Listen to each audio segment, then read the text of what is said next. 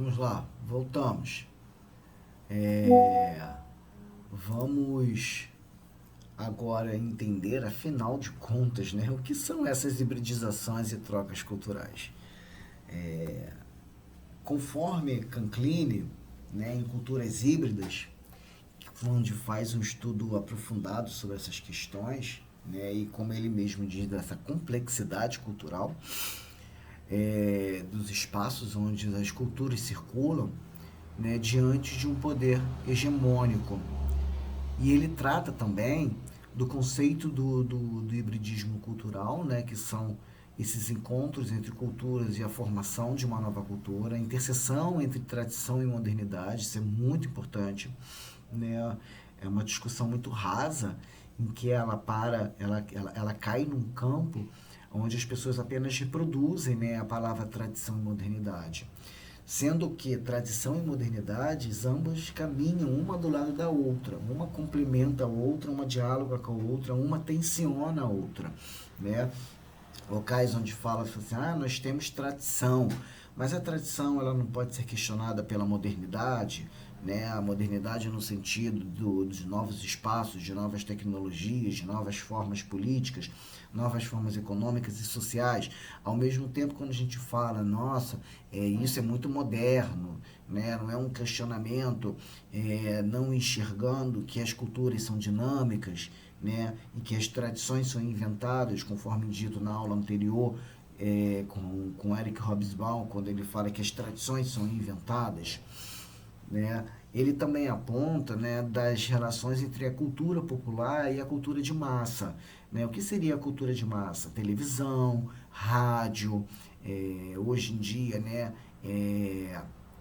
esses streams que colocam, né, uma quantidade de programas cada vez maiores, né, e mais diversos, né, em diálogo e dessa relevância, né, para se compreender, principalmente, Canclini, ele aponta mais para as culturas latino-americanas, tá?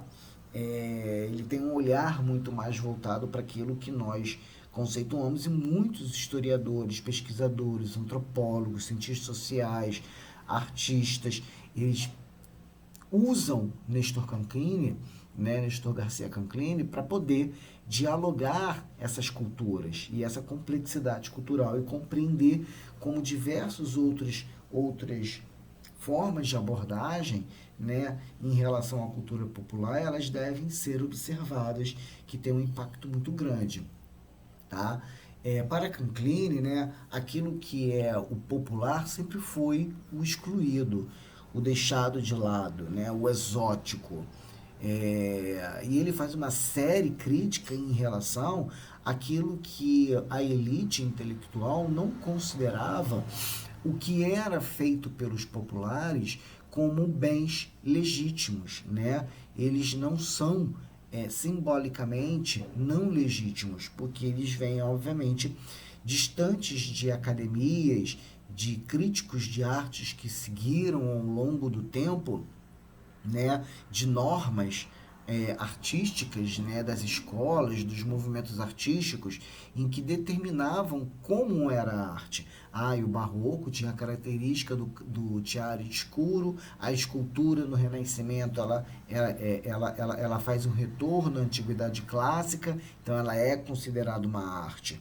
Então aquilo que está distante, né, das academias e dos movimentos artísticos, eles, obviamente, a partir de uma ideologia, né, dominadora nesse tipo de pensamento, acaba categorizando o que se é popular, ou seja, confeccionado, realizado, idealizado, produzido pelas classes distantes, né, desse meio, né, acadêmico, artístico, cultural, como inferior, como não aceito, né? Se eu fosse desdobrar, né, o que Canclini fala, é como se eu considerasse que artesanato não é arte, né? É uma discussão muito grande. Porque quem diz que é arte são os críticos, são eles que têm o poder, o poder detentor de dizer o que é arte, o que não é arte, né? Então, o que é feito dentro de uma academia, Estou falando dentro de uma academia, gente, nos moldes dos pensamentos, né, que foram alicerçados, né, dentro da nossa sociedade brasileira, em que achar que as belas artes são os quadros pintados pelos artistas e deixando de lado a produção popular, né, fora desse eixo artístico, estético, né, do belo, do perfeito.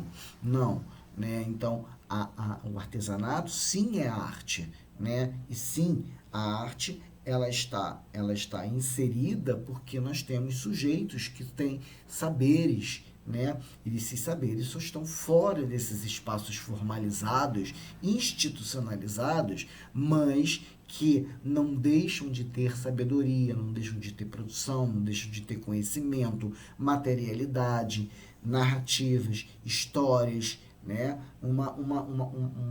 Por isso a complexidade da cultura.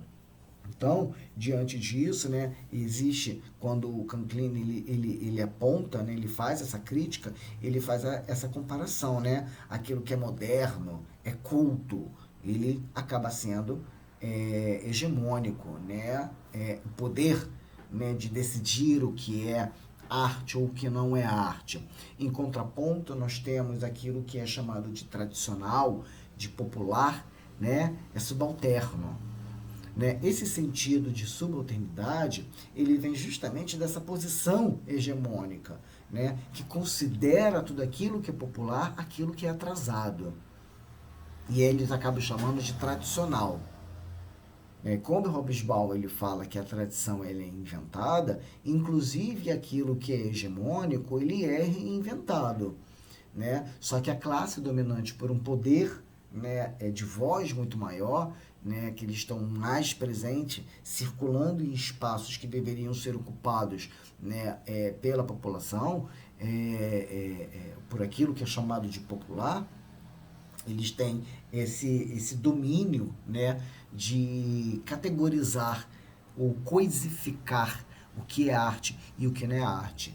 Por isso é muito importante a universidade pública, porque a universidade pública ela abre esses espaços. Né? Nós temos essa missão, essa função de abrir para a sociedade, né, que eles adentrem na universidade e que eles possam também ter esse diálogo. E muito, muito bom ver muitas universidades já indo por esse trânsito, né, já indo por esse caminho de abrir os seus espaços e receberem aquilo que muito lá atrás era chamado de popular, subalterno. Nós não podemos considerar, porque esses saberes aqui, desses sujeitos que produzem esses barquinhos, eles têm conhecimento, talvez, muito maior do que aqueles que estão dentro de uma universidade.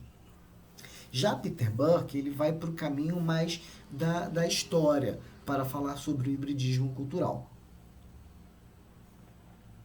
Então, ele acaba considerando que essas hibridizações, elas podem ser inconscientes ou conscientes, dependendo de como se é o contato cultural, né? Se é um contato cultural consciente, duas estruturas culturais se encontram de forma proposital, consciência, né, que eles terão, né, um cruzamento, uma inter-relação entre eles para se transformar em uma outra, ou inconsciente, como a que aconteceu aqui no Brasil, né? Infelizmente, os corpos escravizados na África, eles não tinham ciência do que iriam encontrar no Brasil. Ao chegar aqui no Brasil, eles dão um contato, primeiramente, com a cultura europeia, né, e posteriormente com a cultura indígena. Então, inconscientemente, o processo de hibridização ele vai ocorrer, porque eles não têm a noção daquilo que eles irão encontrar no meio do caminho. Tá? Então, Peter Burke ele acaba considerando que a ideia dos encontros culturais leva a algum tipo de mistura cultural. E é uma posição intermediária entre duas visões do passado. Né? São duas visões que se encontram para se formar uma nova. E aí, resumidamente, ele trata, né, a partir do processo historiográfico, trocas culturais na história europeia e global. Botei um asterisco porque o troca cultural eu quero citar, né, como esse termo, né? E aí, infelizmente, mesmo Peter Burke sendo um autor que eu gosto muito, porque ele trata de uma forma muito simples a história da cultura, né? Ele tem livro falando sobre isso, que é a história cultural, mas eu tenho um certo receio sobre troca cultural. Também ele fala sobre as noções de circulação, né, de apropriação e tradição cultural. Circulação cultural, como a cultura circula, como a cultura é apropriada e o que é a tradição cultural. Tá? A cultura como um mosaico, né? Um patchwork, um sistema complexo de mistura, de empréstimos, de adaptações, de aceitações, de negações, de tensionamentos. Tá? E essas relações, né, entre a colonização, né, desses encontros intercontinentais, que acabam sempre transformando, construindo, criando novas formas culturais. Então, diante daquilo que nós falamos sobre trocas culturais, né, nós devemos estar atentos, né, principalmente quando ele fala, né, quando ele esclarece, na verdade, que é uma consequência dos encontros, mas quais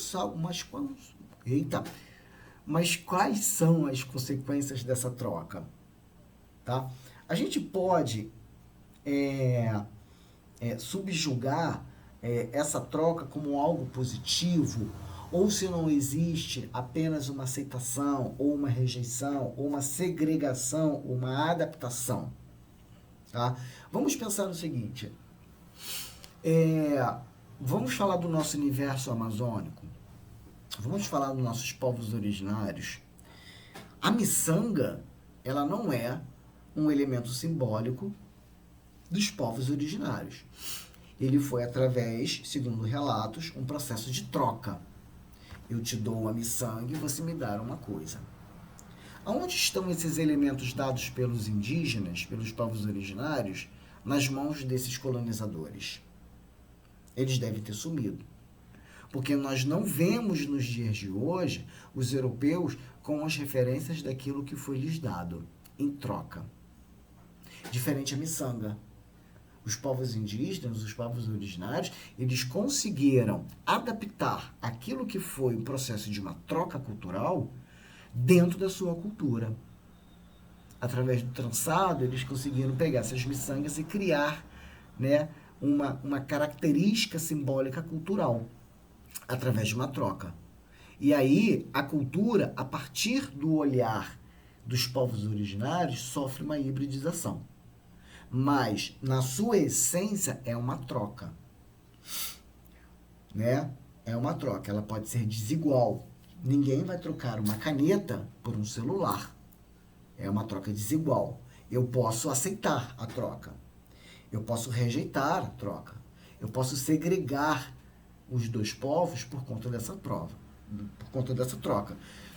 Da mesma forma que eu posso adaptar a minha cultura diante daquilo que foi trocado. Então, ao falarmos de trocas culturais, nós não podemos apenas falar que houve uma troca. Nós temos que apontar, dependendo da cultura a qual nós estamos analisando, dependendo do território ao qual nós estamos inseridos, dependendo da temporalidade a qual aconteceu essa troca, quais foram as suas consequências. Se ela foi de aceitação, se ela foi de rejeição, se ela foi de segregação ou de adaptação. Aí sim, nós teremos subsídios o suficiente para podermos entender o que são essas trocas culturais. Tá? Diferente da hibridização. A troca, ela tem um sentido. A troca, ela não é à toa. Tá? A troca, ela tem um motivo. Por parte de pelo menos um. São 2, 3.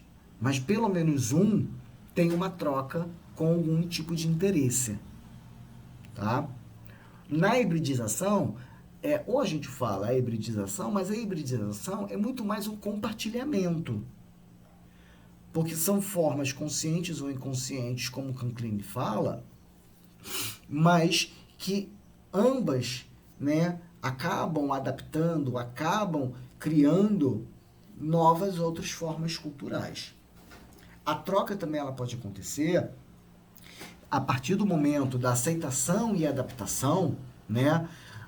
Duas culturas que se encontram, existe uma troca cultural entre elas, mas elas se mantêm. Elas vão apenas aceitar esses novos formatos, né? Elementos simbólicos, elementos culturais, elementos de ritos, vão aceitar essa cultura, né? Mas não vão sumir, elas não vão desaparecer, elas não vão criar outra, elas vão permanecer a mesma coisa, tá? Diferente da hibridização. A hibridização é isso. Ela junta duas culturas e forma uma. A troca não. Pego, continuo. Pego, continuo.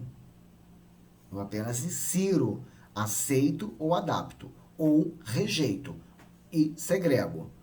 Permaneço separado, não aceito, beleza, cada um segue tua vida. Ok?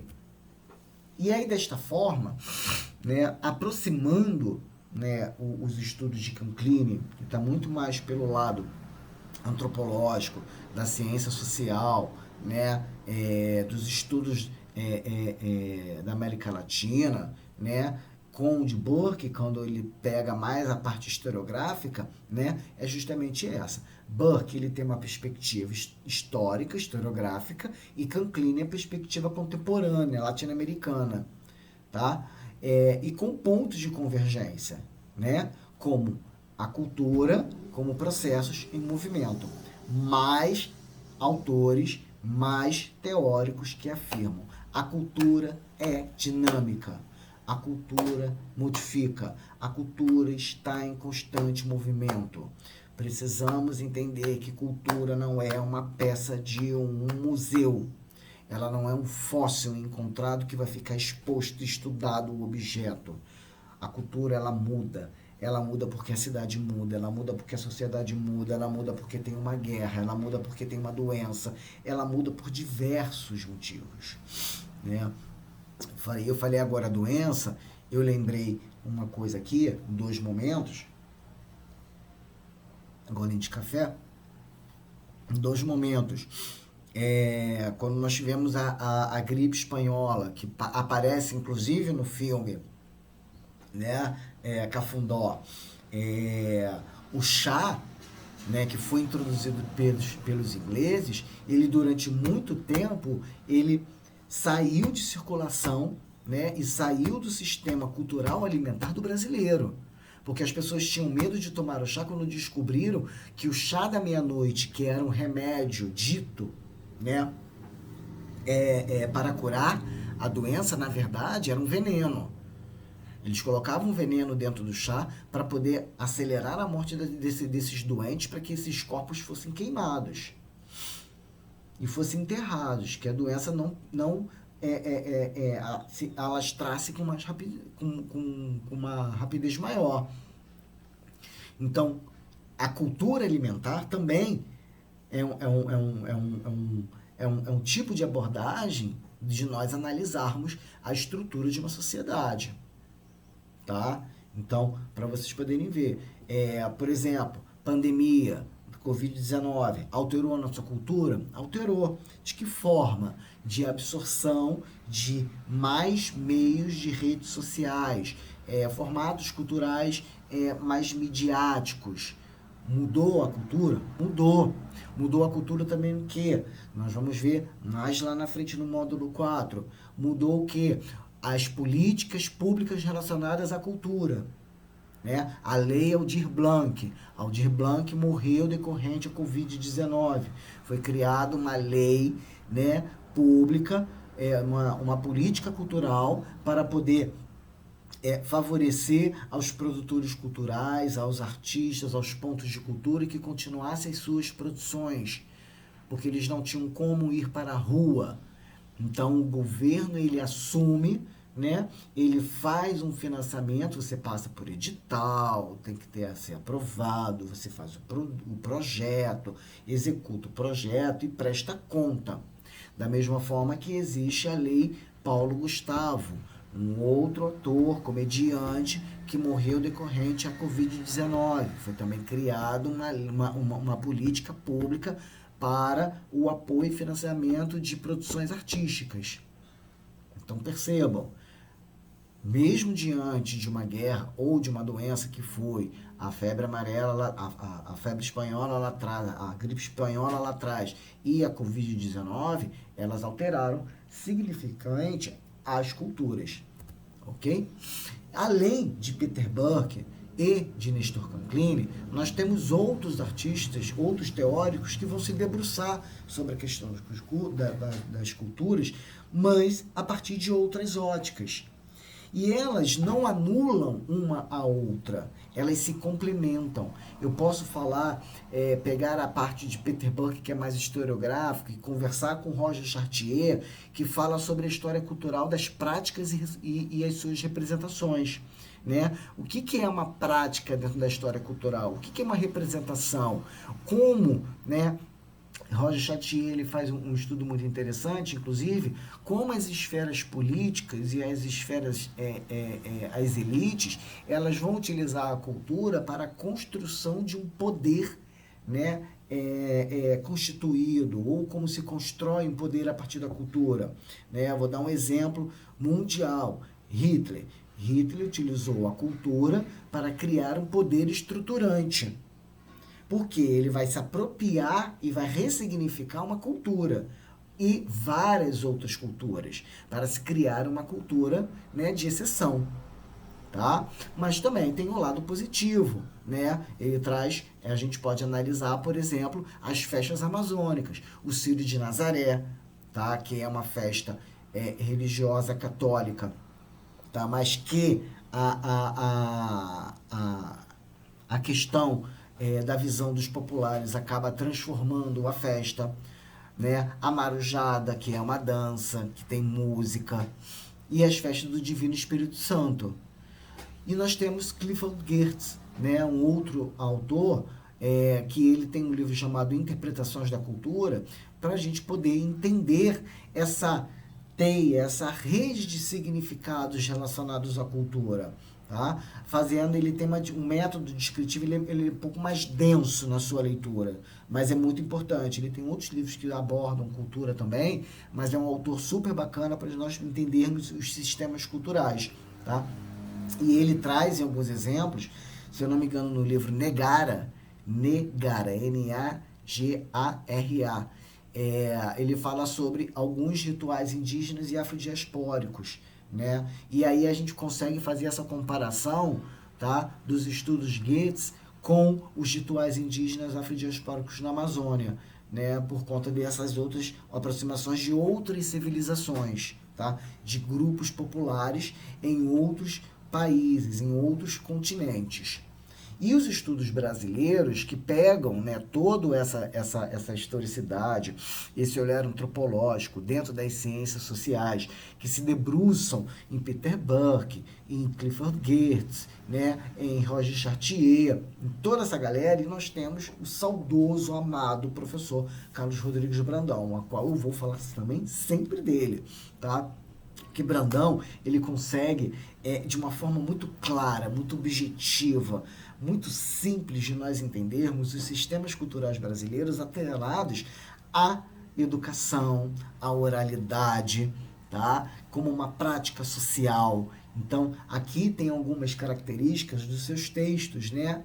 Além de vários outros, e como nós podemos introduzi-los nas questões da nossa cultura amazônica, tá? A cultura como um processo de aprendizagem e transmissão, a dimensão educativa da cultura nas práticas sociais e a relevância para nós compreendermos esses saberes indígenas e afro-amazônicos, afrodiaspóricos, como é importante, né? Uma quantidade, se vocês jogarem na internet, procurarem os livros do professor Carlos Rodrigues Brandão, vocês vão encontrar uma infinidade desses livros, tá?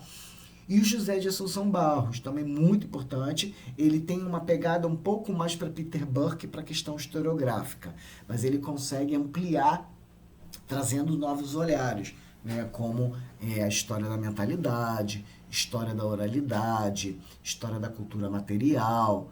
Então ele traz a cultura, né, como lugar e território simbólico.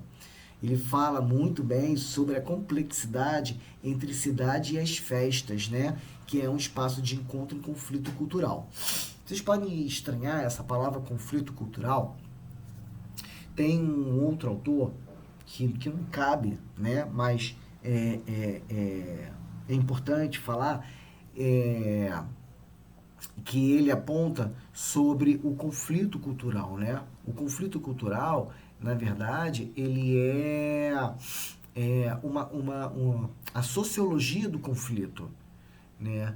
E quando a gente pensa no conflito cultural, não é um conflito de choque, né, de duas culturas, como fosse uma troca cultural. Na verdade, o conflito cultural é quando nós temos, dentro de um território, duas manifestações culturais que são iguais, né? Como, por exemplo, se eu pegar Manacapuru, né? Se eu pegar Parintins, se eu pegar outros territórios em que se tem uma única prática cultural com 1, 2, 3 elementos e que eles entram em disputa para ver quem é o melhor, né? O conflito, ele faz parte da festa. O conflito, ele dá uma sustentação à festa, porque ao mesmo tempo que existe o conflito, existe a união desses grupos sociais, porque um não vive sem o outro, inclusive com base no próprio conflito. Tá? E aí nós podemos pegar as festividades, né, analisar as festas amazônicas no Baixo e no Médio Amazonas. Faltou um óleo do Médio, mas tudo bem. E aí, quando nós falamos dessas festividades, né, nesses encontros culturais no Amazonas, nós podemos perceber, né, algumas referências, né, dentro não apenas de sistemas festivos, mas culturais, né, das sociedades culturais, a partir dessas hibridizações de culturas dos ancestrais, né, ibéricas, afrodiaspóricas, como os indígenas, né, o ritual do Ayahuasca, o Guaraná do Sataré-Maué, né, que existe inclusive uma festividade do Guaraná, uma festa relacionada a isso, né, as afrodiaspóricas, né, como o tambor de Minas do Maranhão e conexão com comunidades amazônicas, o lundu e um carimbó, né, que são de raízes africanas, e os ibéricos, né, que tem o Círio de Nazaré, no Belém, e a festa do Divino Espírito Santo, tá? Em comunidades ribeirinhas, junto com os traços indígenas. Tem uma comunidade ribeirinha, que agora eu não lembro exatamente a localidade, que é a coisa mais linda, que eles pegam uma madeira que flutua, né? Aqui em Parintins nós temos uma que é chamada do Molongó, não sei se existe no território de vocês. Mas eles pegam uma madeira muito levezinha e eles vão criando, né, como se fossem pequenos barquinhos e colocando vela. Então, o Círio de Nazaré, a festa do Divino Espírito Santo, ele é representado por essas velas que são lançadas ao rio, e como é um material, né, perecível, então ele não vai estragar a natureza. E essas hibridizações amazônicas, né, relacionadas às festas, às comidas, à música, à culinária, à música, né? Nós temos o Festival de Parintins, nós temos Mocambo, nós temos... me fugiu agora o nome, né? Temos a culinária, daqui a pouco eu lembro. Nós temos a culinária, que é o tacacá, que é o tucupi indígena, mais o camarão afrodiaspórico, mais as ervas amazônicas. Temos também, dentro da culinária, uma maniçoba, que é uma adaptação amazônica da feijoada, né? Nós temos a guitarrada paraense, afro-caribenha, mais ritmos indígenas. Nós temos as toadas dos bois bumbás, né? Cada vez mais com outras referências, aqui só algumas, né? Cantos indígenas, ladainhas, batuques africanos. Em síntese, né, nós temos o estado do Amazonas, como exemplo, como uma grande fronteira de cultura viva, com as festas que são religiosas, com o encontro dessas cosmovisões indígenas e oralidades afrodiaspóricas e o catolicismo. Tá? Essas relações ancestrais, indígenas, afrodiaspóricas e das referências ibéricas, né, elas constroem, né, essa contemporaneidade de leituras festivas, né, de celebrações, independente onde elas estejam circulando, na praça, na rua, dentro de uma arena, num terreiro ou num palco construído, né, elas são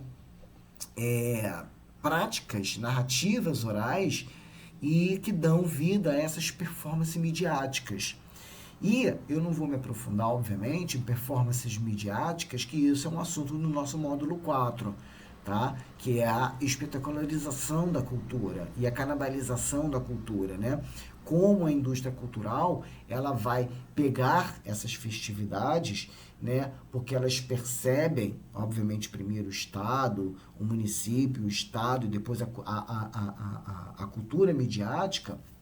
Eles percebem que, a partir dessas culturas, eles têm como introduzir e alastrar um pensamento consumista, um pensamento dentro de uma lógica capitalista, né, para se ganhar dinheiro e não reverter esse dinheiro para aqueles que o fazem, essa cultura. Né? Esses produtores culturais, eles se transformam praticamente em prestadores de serviços do Estado. Né? Uma lógica que nós precisamos pensar, debater, né, para reduzir, não acabar, porque lutar contra esse poder da indústria cultural é uma coisa que requer muitas pessoas em diversos campos debatendo sobre isso. Tá? E aí, na parte 4, que é a última parte, nós vamos falar um pouco sobre esses processos culturais, né, que vêm de bases hibridizadas, como eles são transformados nessas festas, né, que são campos, que são territórios de memórias, oralidades, práticas sociais e culturais, tá bom? Então, vamos lá e daqui a pouco nós vamos começar a quarta parte, né, com festas brasileiras, memórias, oralidade e práticas sociais e culturais, ok? Beijo no coração.